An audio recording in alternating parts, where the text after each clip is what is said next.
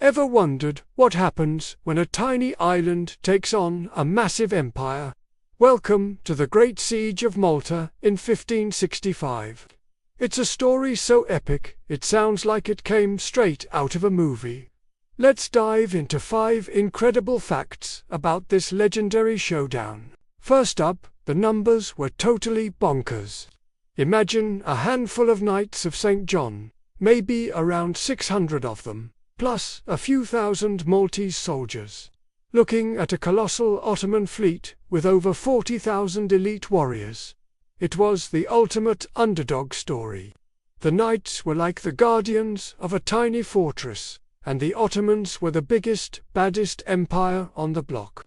The odds were stacked higher than a Maltese Pastizzi tower. Second, let's talk fashion, or rather, battle fashion. The Knights of St. John wore these incredible polished steel armors that were so shiny, they'd literally blind their attackers in the scorching Mediterranean sun. It was like wearing a disco ball into battle. But it wasn't just for show. This shiny armor made them harder to hit and was a brilliant, if not dazzling, psychological tactic, style and strategy, all in one. Third, the siege had some seriously creative and kind of gross battle tactics. The Knights invented a weapon called the hoop of fire.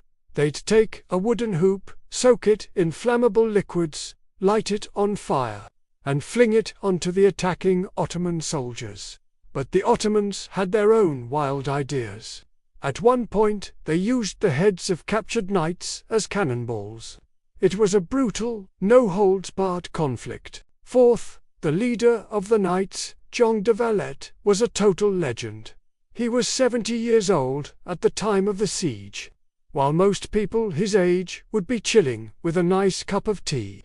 This grandpa was on the front lines, rallying his troops and even fighting in the heat of battle.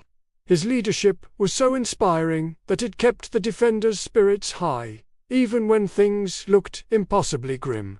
He proved that age is just a number when you have a whole empire to fight off. And finally, the 5th fact. The victory had a lasting legacy.